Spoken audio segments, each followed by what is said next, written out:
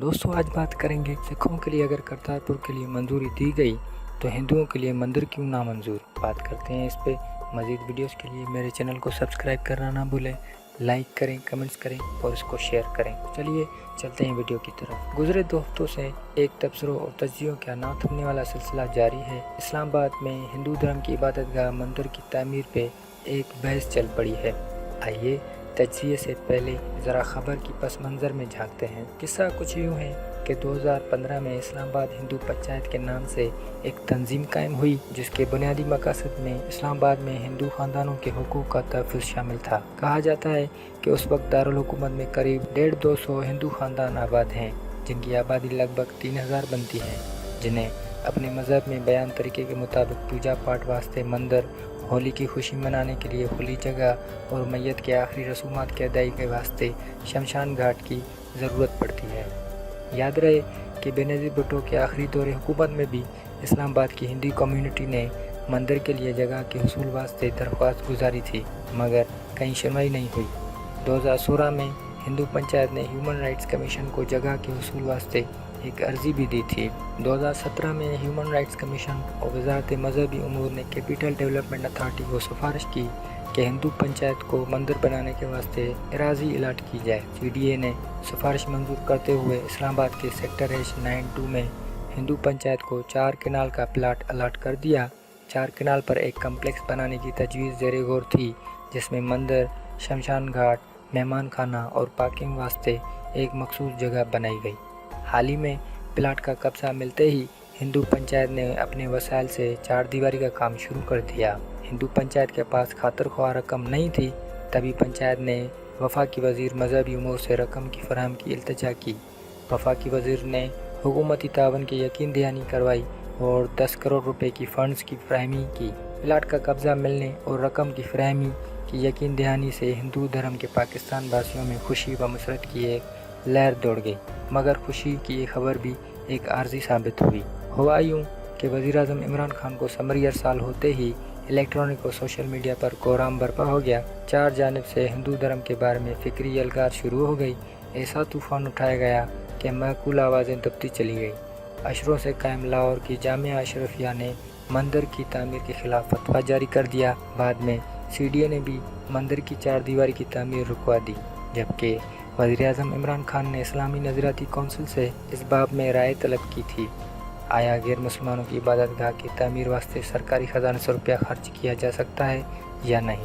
یہاں پہ یہ بات یاد رکھنی چاہیے کہ وطن عزیز پاکستان جنگ و جدل سے نہیں بلکہ صلح کے اصول پر باہمی معاہدے سے قائم ہوا، جس میں بسنے والے مختلف دھرموں کے لوگوں کو برابر کا شہری تسلیم کیا گیا۔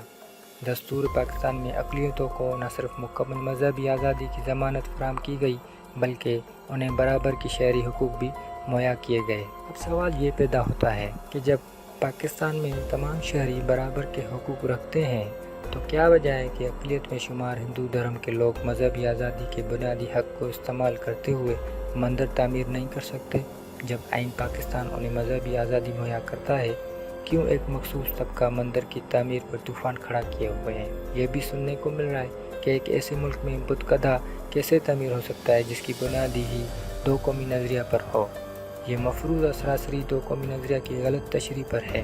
2 قومی نظریے سے مراد ہے کہ مسلمان تاریخی، ثقافتی اور تہذیبی حوالے سے ایک مکمل اور الگ قوم ہے، جن کی سیاسی، سماجی، ثقافتی اور معاشی حقوق ہندوؤں سے جدا ہیں۔ 2 قومی نظریے کا یہ ہرگز مطلب نہیں کہ ہندو دھرم کے پاکستان واسیوں سے دشمنی پالی جائے اور انہیں پاکستان میں جینے کے حق سے محروم کر کے نکال کر باہر پھینک دیا جائے۔ کہیں کہیں پہ ایسی آوازیں بھی سنائی دیتی ہیں کہ ہندوؤں کے دیش بھارت میں مسلمانوں کے ساتھ کیسا سلوک کیا جاتا ہے، وہاں پہ عبادت گاہیں گرائی جا رہی ہیں اور ادھر اکثریتی مسلم ملک میں ہندوؤں کی عبادت واسطے بت گدھے تعمیر کیے جا رہے ہیں۔ یہ بات بھی یاد رکھنی چاہیے کہ ظالم کے ظلم کو بنیاد بنا کر اگر آپ بھی ناجائز اور غلط ہتھ کنڈے برتیں گے تو ان میں اور آپ میں کیا فرق رہے گا؟ اگر بھارت میں اقلیتوں سے برتاؤ اچھا نہیں کیا جاتا تو اس کا یہ ہرگز مطلب نہیں کہ ہم بھی ان کی طرح کریں، جبکہ हम हुस्न अखलाक और रवादारी का ऐसा मुजाहरा करें कि हमारी तरफ की अक़लियतें इज़्ज़त व इफ्तिखार के साथ पाकिस्तान शहरी होने पर फ़ख्र कर सकें। इस्लामी नज़रियाती काउंसिल को मंदिर की तामीर में सरकारी ख़जाने से रकम की फराहमी पर रहनुमाई करते हुए इस पहलू पर गौर किया जा रहा था कि भारतीय प्रोपेगेंडा और मगरबी मीडिया ने पता नहीं कौन कौन सी बातें बना के न्यूज़ बना के फैला दी। भारतीय प्रोपेगेंडा और आलमी प्रोपेगेंडा के तोड़ करते हुए खान सरकार ने पिछले वर्ष ही भारतीय सिखों की पाकिस्तान में उनके मुक़द्दस मकाम तक रसाई वास्ते सरकारी ख़जाने से खतर ख्वाह रकम खर्च करके करतारपुर राहदारी तामीर की, जिससे सिख ज़ायरीन को अपने मुक़द्दस मकाम की ज़ियारत के लिए सरहद अबूर करके आने में आसानी हो गई है। ये याद रहे कि इसी राहदारी पर 16 अरब रुपए खर्च हुए, मगर हैरत की बात है किसी मजहबी या सियासी हल्के ने इस पर वावेला नहीं मचाया, ना किसी ने अदालत का रुख किया। तो सवाल ये है कि अगर खान सरकार भारत में आबाद सिखों के लिए कौमी ख़जाने से अरबों खर्च करके राहदारी खोल सकते हैं, तो क्या वजह है कि पाकिस्तान में शऊरी तौर पर बसने वाले हिंदू धर्म के वासियों को सरकारी खर्च पर इबादत गाह तामीर नहीं हो सकती।